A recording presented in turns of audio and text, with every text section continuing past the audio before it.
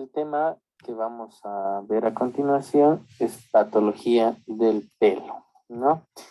El pelo, como introducción, es uno de los anexos de la piel que tiene bastante relevancia diagnóstica para el médico general.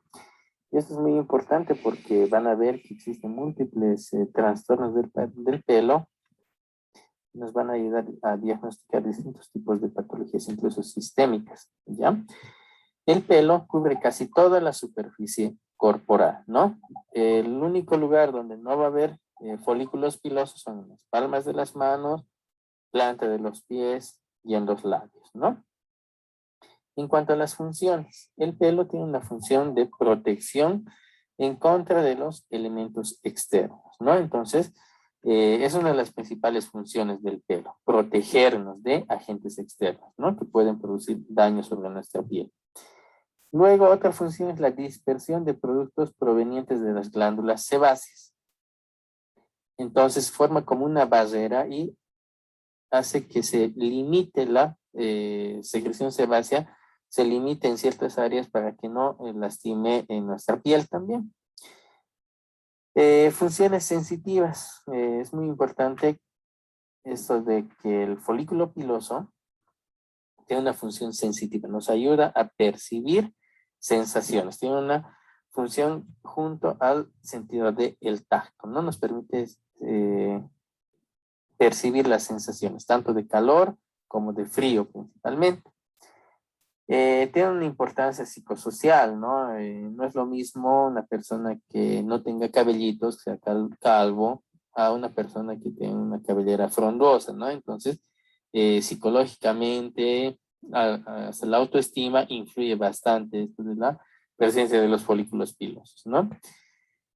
Otra función, el aislamiento del calor y enfriamiento, ¿no? En condiciones de frío nos permite ahorrar calor, ¿no? Entonces, por eso es que los pelitos tienen esa capacidad de captar calor y también mediante la transpiración, cuando son temperaturas elevadas, mediante la transpiración, tiene la capacidad de producir el enfriamiento de la superficie corporal. En cuanto al ciclo de crecimiento, vamos a ver aquí las fases de crecimiento del pelo, ¿no? Básicamente son tres fases de crecimiento del pelo. Tenemos una fase de crecimiento anágena, catágena y telógena. La fase anágena es de crecimiento activo, ¿ya? Dura de 2 a 6 años esta fase. El 90-95% de los pelos del cuero cabelludo se encuentran en esta fase anágena de crecimiento activo. La fase de catágena es la fase de regresión, la fase de involución. Dura de 2 a 3 semanas y un bajo porcentaje, 1 a 2% de los pelos del cuero cabelludo se encuentran en esta fase de crecimiento.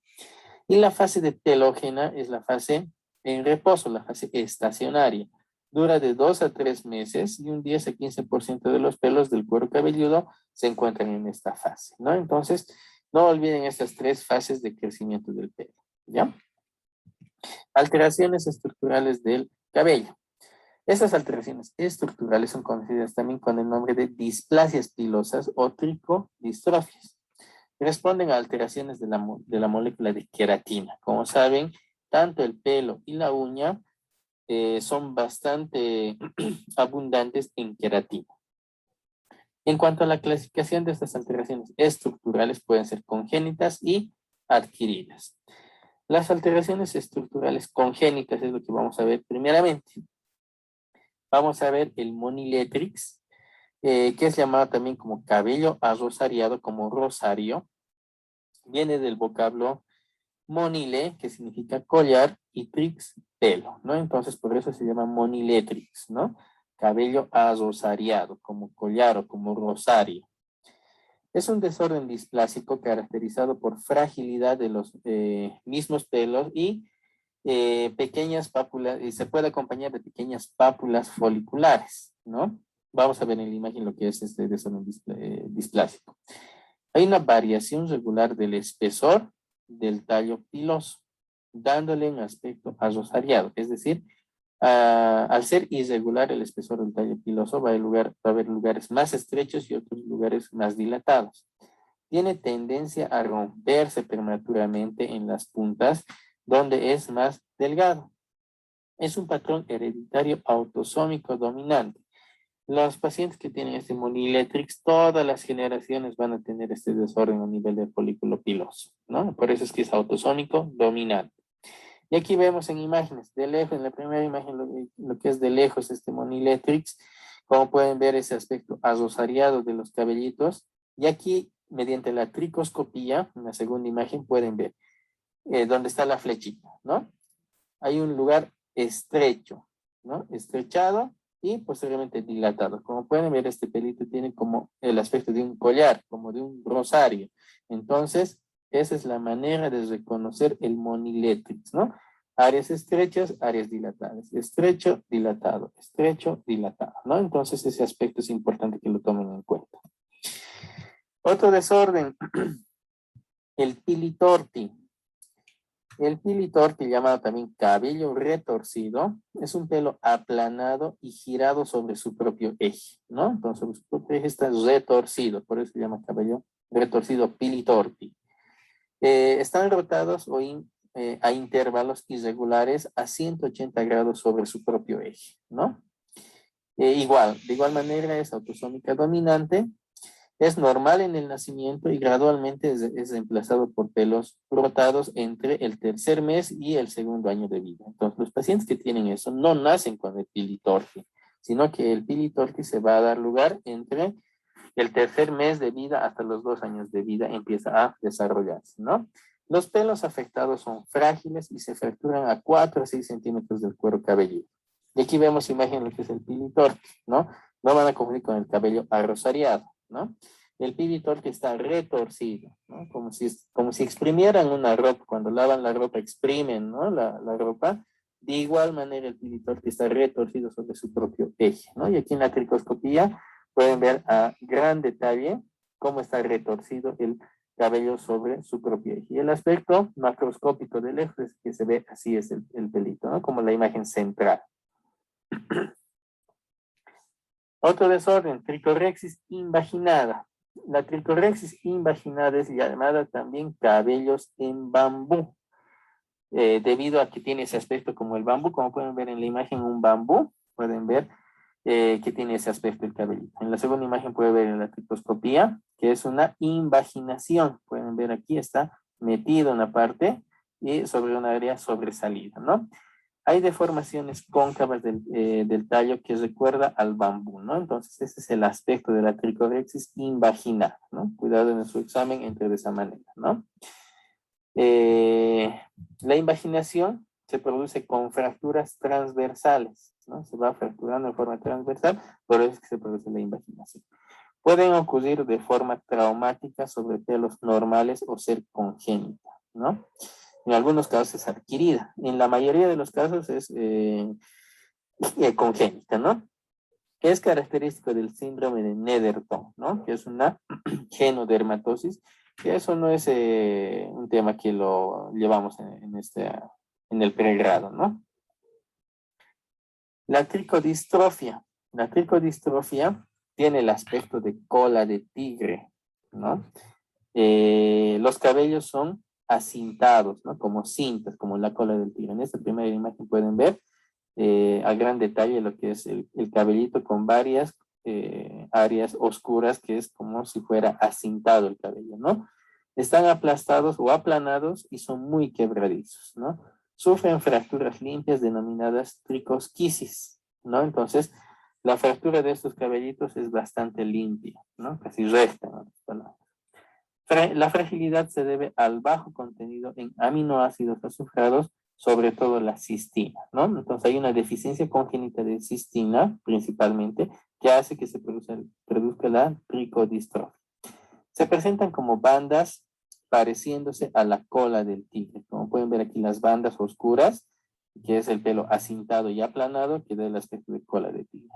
La herencia es autosómica y recesiva. Eso quiere decir que un 50% de las generaciones va a tener y el otro 50% de las generaciones no va a tener en un determinado grupo familiar, ¿no? Acá en la segunda imagen pueden ver ya un pelo ya fracturado, ¿no? Como pueden ver a detalle. Entonces, la tricodistrofia llamada también cabellos en cola de tigre, cabellos acintados, que tienen ese aspecto aplanado o aplastado. El pelo lanoso. El pelo lanoso aparece, en el pelo lanoso aparece un pelo apretado y enrulado en ciertas partes o en su totalidad, tanto a distintas distancias del cuero cabelludo, a pocos milímetros o desde la raíz puede presentarse este aspecto. Existe un adelgazamiento simétrico del tallo piloso. Los pelos en el pelo lanoso son secos, la mayoría son rubios y enrulados en la raza blanca. En la raza negra, el pelo lanoso es la norma, ¿no? Entonces, paciente de raza negra que no tenga pelo lanoso es mal visto, ¿no? Lo contrario que ocurre en la raza blanca, ¿no? En la raza negra más bien es una norma que tengan el pelo lanoso, ¿no? Y es heredado en forma autosómica dominante. Y aquí podemos ver en las imágenes, en la imagen en la raza blanca un pelo lanoso que es considerado anormal, ¿no? No es muy bien visto. Mientras que en la raza negra, tener un pelo lanoso como en esta segunda imagen, la muchacha de raza negra que tiene el pelo lanoso es bastante normal, ¿no? Entonces, tiene un factor racial este tipo de pelo lanoso. El pili multigemini. Este pili multigemini se caracteriza porque existen grupos de varios pelos que crecen de una misma matriz, ¿no? Como el pasto, como el césped, ¿no? Varios pelitos crecen de una misma matriz y a través de un mismo canal pilosebáceo. Aquí pueden ver en la imagen lo que es el pili multigemini. Acá, a partir de un mismo canal pilosebáceo están saliendo 3 hasta 4 pelitos, ¿no? Como pastito, como césped, ¿no? Entonces, de esa manera se van a acordar lo que es el pili multigemini. Multi, varios, ¿no? Gemini, multis, gema. Entonces, de un mismo canal pilosebáceo van a traer varios folículos pilosos, ¿no? Se debe a una división de la matriz en varias submatrices, ¿no? Entonces, de la matriz del folículo piloso es como si se dividiera y de ahí sale cada uno independientemente a partir del mismo canal pilosebáceo. Cada uno tiene su propia vaina epitelial interna, ¿no? Son independientes. Lo único que comparten es el canal pilosebáceo por el cual emergen estos folículos pilosos.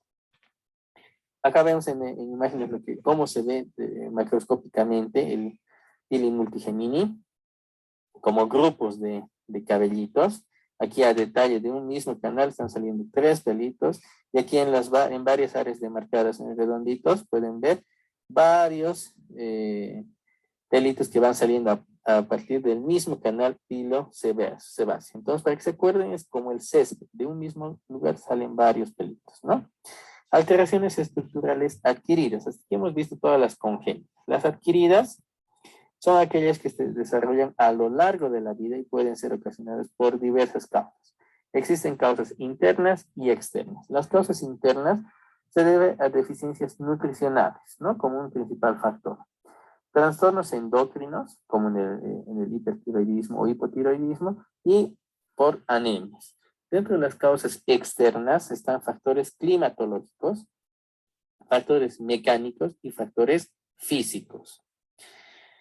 Primer trastorno adquirido, triconodosis. La triconodosis se caracteriza porque se van a producir nudos en el cabello, como enredado, como nudito. Como pueden ver aquí en la tricoscopía, que es la imagen microscópica del cabellito, pueden ver que son nudos. Es como si se amarrara un pelito, ¿no? Es más frecuente en personas de cabello largo y rizado. Puede dar lugar a una ruptura del cabello, estos se fracturan fácilmente. Entonces, el paciente que tiene una triconodosis va a tener mucha dificultad al peinarse, porque como es nudos, entonces el cabellito, perdón, el peine no va a poder desenredar ese lugar y se va a trancar y le produce bastante molestia al paciente, ¿no? Entonces, son trastornos adquiridos. Otro trastorno adquirido, la tricoclasia. La tricoclasia es una fractura transversal del tallo capilar con bordes irregulares, con un aspecto de pincel, ¿no? Entonces, como pueden ver en la imagen, se produce la fractura con un aspecto de pincel, como si fueran varios pelitos ahí mismo, ¿no? Se debe a cromatismos físicos o químicos. Los químicos principalmente que producen esta tricoclasia son el uso de los tintes, ¿no? Entonces, las chicas tienen que tomar en cuenta este aspecto. Suele ser la evolución de la ruptura de los nudos de tricorexis nudosa. Entonces, el anterior trastorno que hemos visto, o la triconodosis, también conocida como triconodosis, puede dar lugar a este tipo de fractura, ¿no? Al jalar con mucha fuerza se puede fracturar de esa manera, dando el aspecto de un pincel. Tricoclasia, ¿no? Aspecto de pincel. Aquí vemos la imagen, lo que es la tricoclasia, ¿no?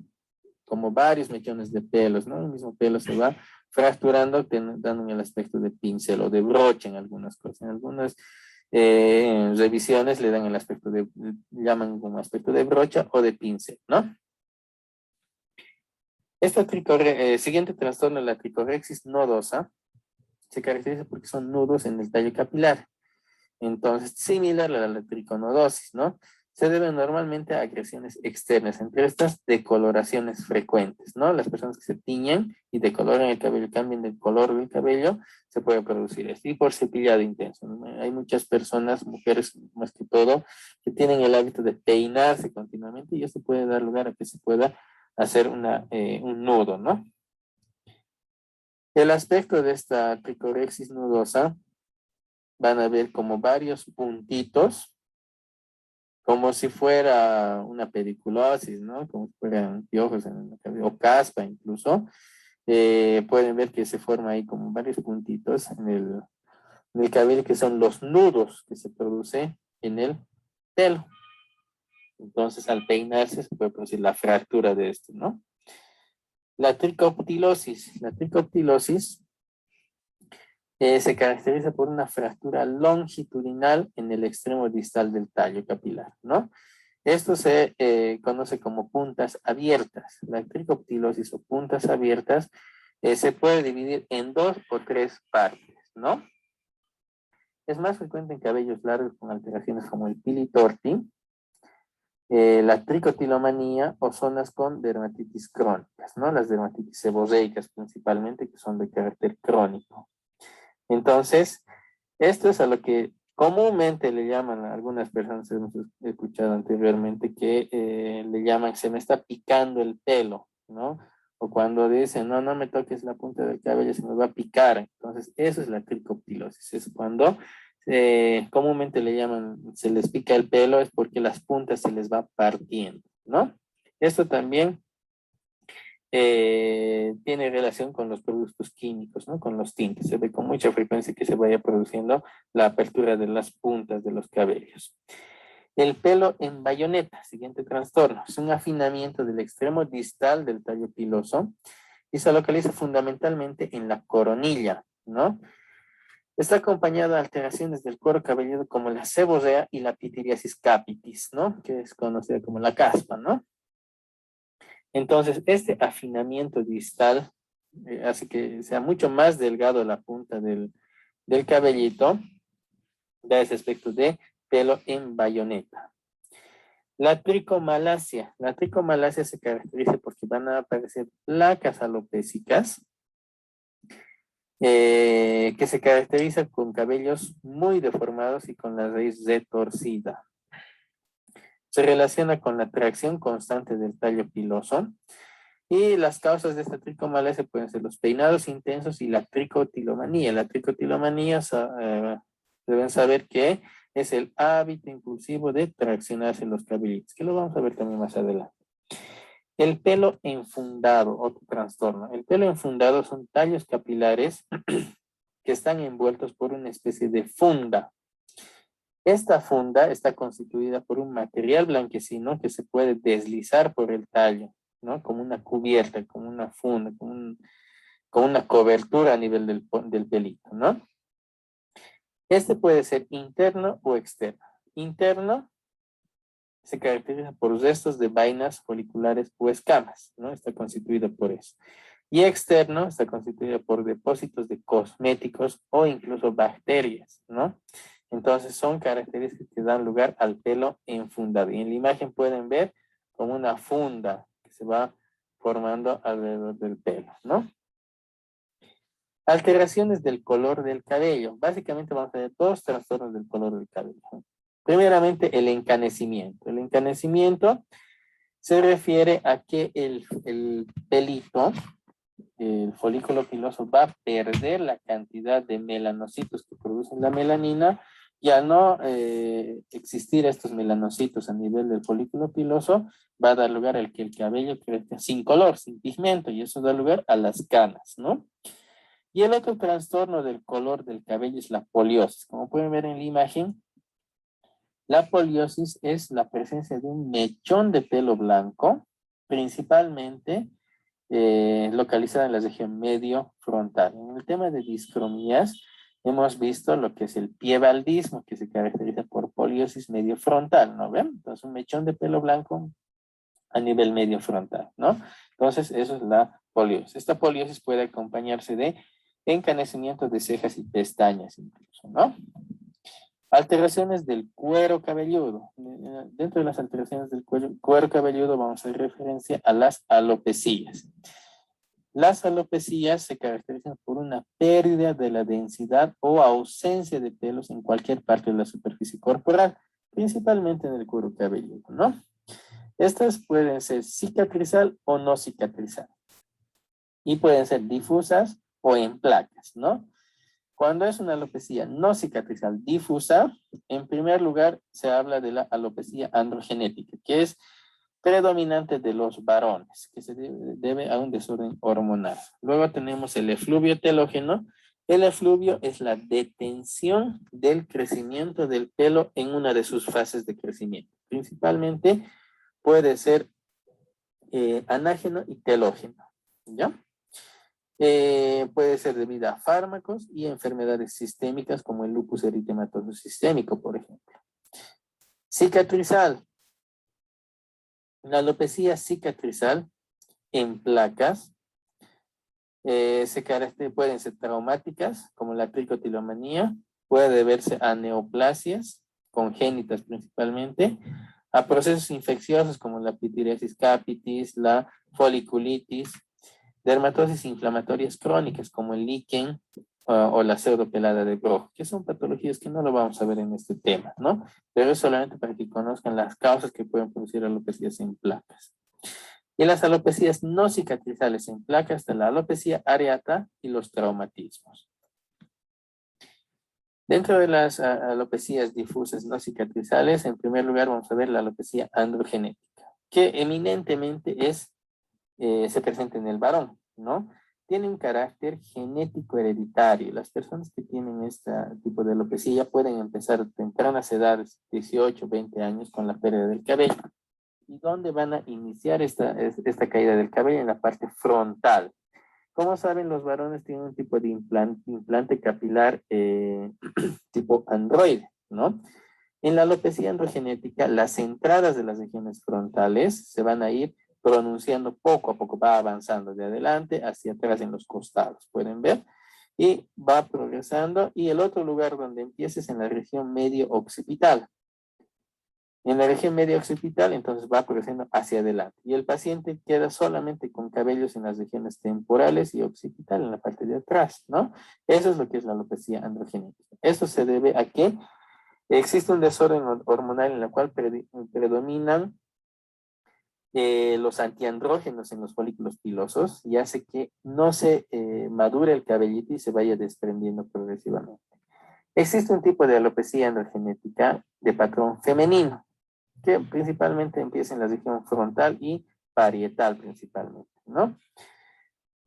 Entonces, esta alopecia androgenética se produce por acción de los andrógenos, lo que les iba diciendo anteriormente, ¿no? Hay una predisposición genética. Los que tienen esto, tanto el papás, abuelos, de la línea paterna, son los que tienen ese antecedente de calvicie. Se considera como una alteración del crecimiento del cabello y acompañado de un envejecimiento prematuro de la unidad pilosebácea. No madura el cabellito y se va desprendiendo el cabello.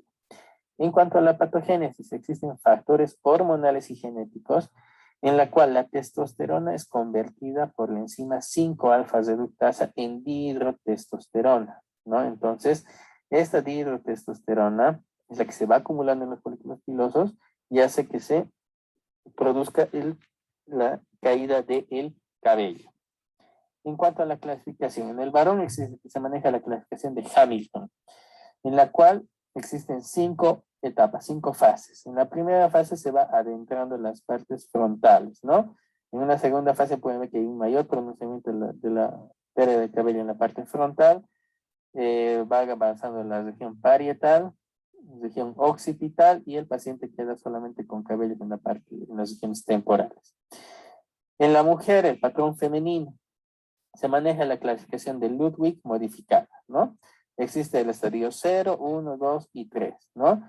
Entonces, en el estadio 0 se puede ver que en la parte parietal, centro parietal, medio parietal, se empieza a producir se empieza a notar más el cuero cabelludo en la etapa 0.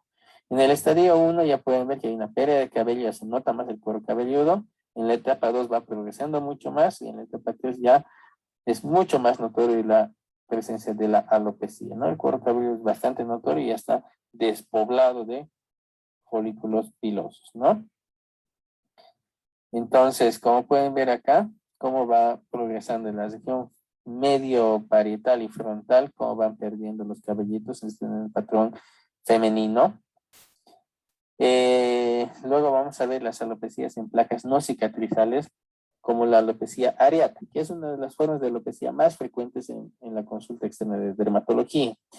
La alopecia areata se va a caracterizar por la presencia de una placa alopécica redondeada en cualquier parte del cuerpo. Puede ser en el cuero cabelludo, puede ser en el área de la barba, en otras áreas donde puede tener folículos pilosos el paciente, pero mayormente afecta al cuero cabelludo.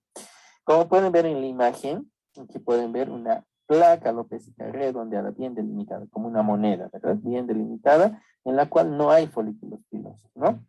Puede estar asociada a enfermedad de Addison o a tiroiditis, ¿no? Pero un factor que es bastante frecuente como causante de esta alopecia areata es el factor emocional. Factores de estrés, nerviosismo, preocupación, depresión, ansiedad, hace que el paciente pueda tener este tipo de alopecias areatas que se llega a resolver también con tratamientos específicos. Se puede recurrir a la infiltración de corticoides, se puede utilizar el minoxidil, se puede utilizar otra combinación de lociones capilares que puedan estimular el crecimiento del pelo. Y a eso coadyuvar con que el paciente esté relajado, esté tranquilo, que es parte del tratamiento para que recupere esta pérdida de cabello. No es reversible, no hay no es nada grave también, solamente hay que hacer un tratamiento adecuado para esto. Tricotilomanía. La tricotilomanía se define como el hábito impulsivo de traccionarse los cabellos. ¿Y cómo vamos a identificar una tricotilomanía? Los cabellos van a estar cortados a distintos niveles. Como pueden ver en la imagen, hay lugares donde tiene cabellitos, ¿no? No todo está uniforme como en una alopecia areata en la cual todo está ausente toda la placa está ausente de pelo, ¿no? Entonces, en la tricotilomanía hay cabellos cortados a distintos niveles, traccionados, porque el paciente por nerviosismo tiene ese hábito impulsivo de traccionar.